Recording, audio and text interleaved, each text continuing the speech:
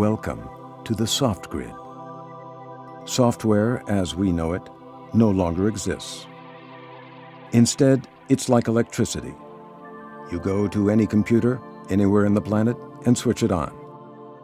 Whatever programs you need travel the soft grid to be with you, wherever you are, instantly.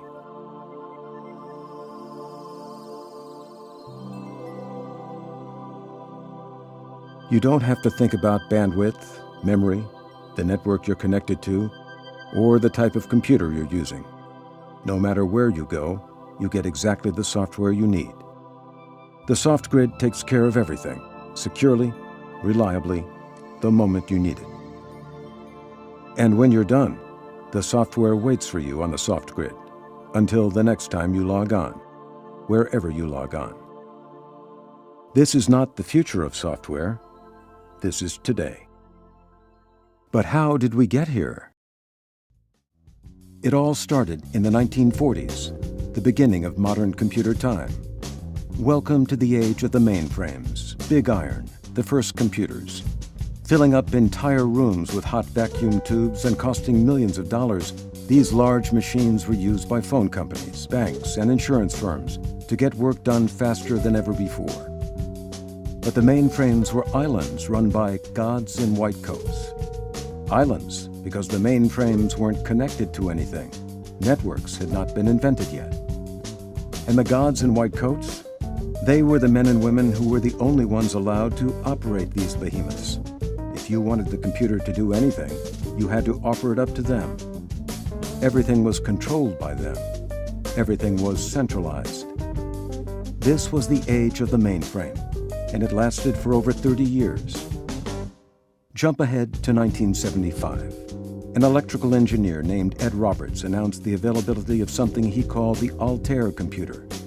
It was the first computer an individual could buy and operate themselves, without any intervention by the gods in white coats.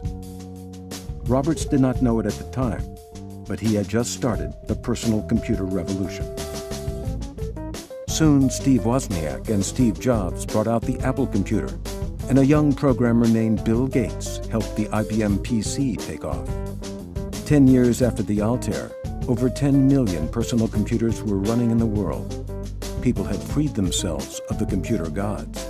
They had become their own god, and the computer had become decentralized. But the revolution was just getting started. In 1993, students at the National Center for Supercomputing Applications developed Mosaic, the first easy-to-use internet browser. Overnight, people began to think about computing in a totally different way. The internet took the physical world and made it digital. You could connect to movies, listen to music, or read any kind of text as fast as you wanted. Everything became free-flowing and agile, ready when you were, wherever you were on the network. But the one thing that was digital to start with, software, was left in the dust. It remained cumbersome and slow, held back by one big problem: installation. It had to become a part of the computer it would run on. And once it was embedded, it was almost impossible to completely remove. So while the rest of the world was transformed into being always on and instantly available, software was stuck in the past. What if things didn't have to work this way? In 1996, an exhibit opened at Boston's Computer Museum.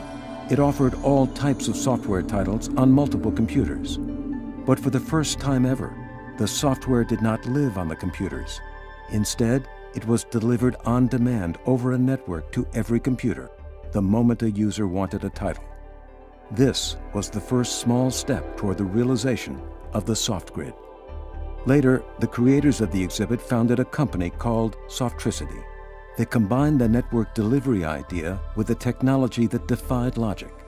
It was called application virtualization, and it fooled a piece of software into thinking it was installed on a computer, when it wasn't. Finally, software was free to travel the network and run instantly, without having to be installed. The soft grid was born. Then, in the fall of 2005, Softricity announced a new development, and the soft grid went global. It was called Zero Touch. It made the soft grid as easy to use as a browser. Anywhere a person was in the world, they could open up a web page and run their applications. But that was just the start.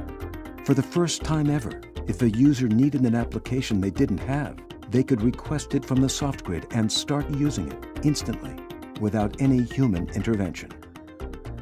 Because Zero Touch made the soft grid intelligent, it could now make decisions about the optimal way to deliver a piece of software in real time, based on information about a user's computer, their network speed, and the application they requested. Some software would be brought across the soft grid to run locally, while others stayed back at the data center. But the users did not know and did not care. They simply had immediate availability to all their software, anywhere they were in the world. No matter if they were using a desktop inside their company, at an internet kiosk at an airport, or on a laptop in an airplane flying 40,000 feet above the Earth without a network connection at all. They didn't need a god in a white coat to help them, and they didn't need to be a god themselves. The soft grid took care of everything. This is the soft grid. It's happening now, but it's just the beginning. There are over 1 billion computers in the world today. When everyone is on the soft grid, you'll be able to use any piece of software from any one of them. You won't even have to ask for applications. Tomorrow's soft grid will only need to know what task you want to accomplish, and it will instantly find the perfect program for you. In fact, one day, the soft grid will compose new programs for you from all the software that exists on the network, based on your real-time needs. Eventually, we'll all stop thinking about software, just as we've forgotten about electricity. It will be there when we need it, completely reliable, seamless, and invisible. It will be the end of software as we know it, and the start of a new computing revolution. Welcome to the soft grid. Are you ready?